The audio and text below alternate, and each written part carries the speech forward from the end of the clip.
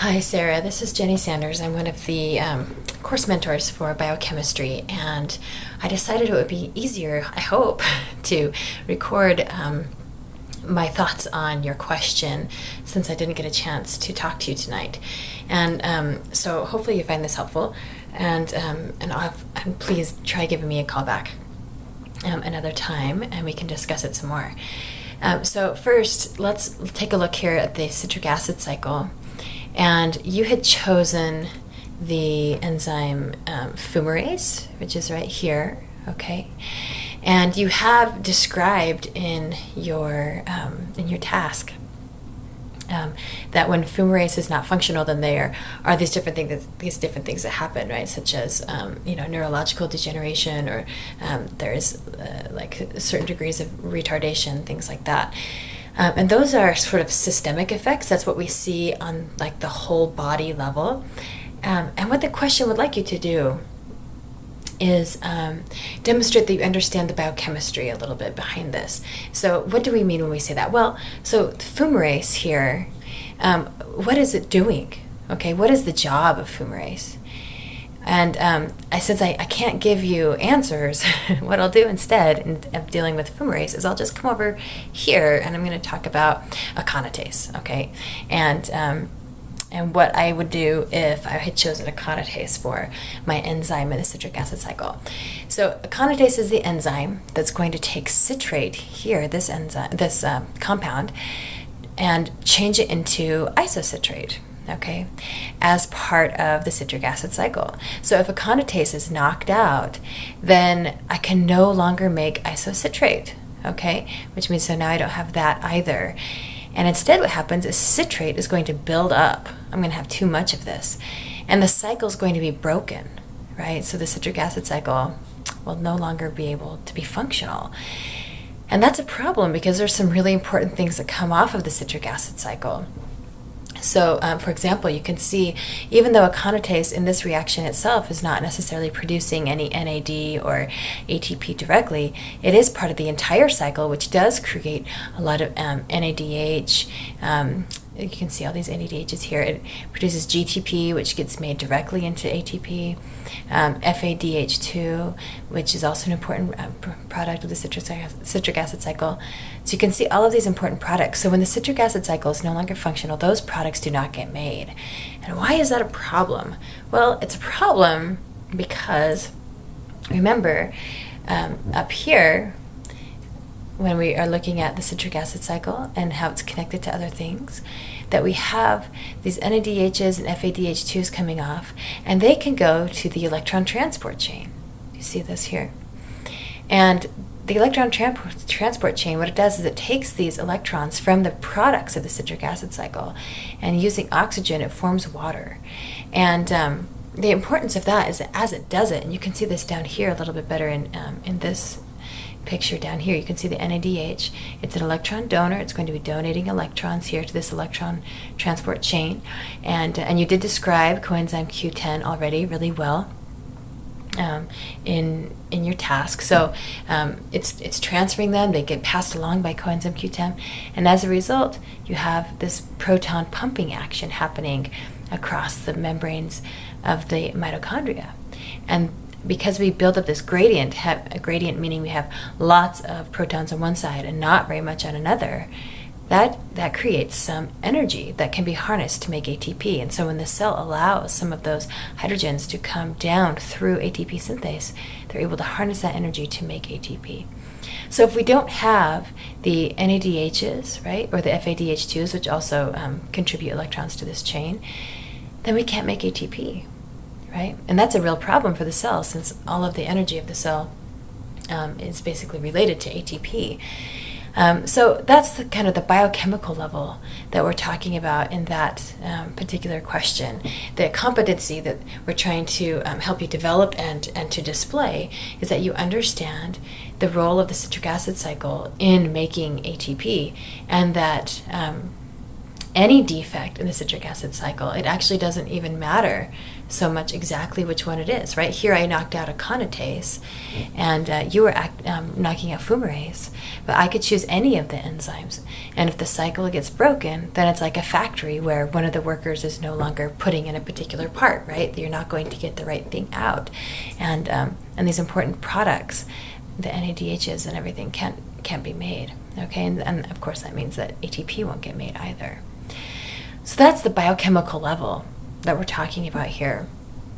And so I hope that clears that up. And if you have other questions about that, let me know. I also just want to quickly pull up, while I hopefully have your attention, and look at your the rest of your evaluation report with you. So that takes care of the this defect in the citric acid cycle. So you'll want to do it for fumarase, right? And describe again on the biochemical level, meaning what's happening with that protein, like what is it doing, it turns what into what, and so what won't happen anymore if it's knocked out, and how does that relate to ATP production. Okay, and then if we go up here to the Cori cycle, it says that you state if the Cori cycle were contained in one cell, the muscle would not sustain itself because it cannot make its own ATP. This response refers to a condition in which the liver-dependent reactions of the Cori cycle do not occur. So what we're really talking about here with the Cori cycle, let me go back up here to another picture. So here's the normal Cori cycle, right? Is that in the muscle cells, the muscles are anaerobic because they're working really hard. They can take glucose and turn it into lactate, and they do produce 2 ATP, right? They do produce ATP that way. That's why they do it, because they need that ATP to keep the muscles working under those difficult conditions, okay? And then that lactate gets sent back to the liver, where we can turn it back into glucose, which can then be sent back to the muscle to be used to make lactate, right, in these anaerobic conditions. And this takes an input of 6 ATP. So it's a lot of input. And what the question is asking is, what if this whole cycle, and that includes the ability to make the ATP, right? What if that whole cycle was included in one cell? Well, think about the numbers, right? If I have glucose here, and I get 2 ATP out of it to make my lactate, and then in the same cell, in order to get the glucose back, I'm having to put in 6 ATP. What's going to happen to the ATP levels inside that cell? And will that cell survive? Why or why not? So that's really what you want to talk about there, and you'll want to include relevant numbers. Okay. All right. And let's see, I think there was just one other thing here. Sorry, I'm scrolling through. Okay, aldolase B says the submission contains discussions which accurately describe aldolase B and its role in hereditary fructose intolerance. However, the link between enzyme deficiency and the biochemical cause of the disease is not adequately explained. Okay, so with aldolase B, let's actually go to another picture. Hopefully you like pictures. I'm going to go down here. Okay, so this is hepatic glucose fructose metabolism after a meal. So hepatic meaning this is happening in the liver. Because remember, really only the liver, they're a little bit in your like kidneys and small intestine, but for the most part it's the liver that's going to be metabolizing fructose. So when fructose comes in, it's phosphorylated, right, to make fructose 1-phosphate, and then aldolase B converts it to DHAP and glyceraldehyde, okay? And these can continue through glycolysis and be made into fatty acids, or it can be burned up in, by the electron transport chain and things, going through the citric acid cycle and all of that as well to make ATP. It can also go backwards in gluconeogenesis to eventually make glucose. Because it goes through these intermediates, all right? So if we knock out aldolase B, so let me knock out aldolase B here. I wonder if you've been able to see my cursor. I don't know. Just like in the citric acid cycle, if I knock out aldolase B, what is going to build up?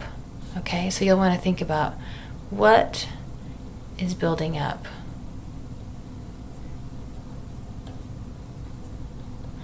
And why is that a problem, right? Like what won't happen anymore? And one thing to keep in mind is that every time this fructokinase, I'm not sure what happened there, sorry. Every time this fructokinase turns the fructose into fructose 1-phosphate, it's using an ATP, okay? So it's taking some energy. We're making this fructose 1-phosphate. And can the fructose 1-phosphate be broken down anymore? If the aldolase B is gone, think about that. And then also think about, so the ATP is getting turned into ADP, okay? Which usually can be converted back to ATP by the electron transport chain, as long as there's some phosphate around, right? But there's a phosphate that's bound here, right? It's bound to the fructose 1-phosphate. And that's not coming off, right? It's sticking on there as long as the fructose 1-phosphate stays in this form and doesn't get converted. So you'll want to think about in your answer what's building up, what is not being formed. I don't know why it's doing that. And also what is no longer available, okay, when the fructose 1-phosphate is just hanging out. And what's the effect on ATP levels?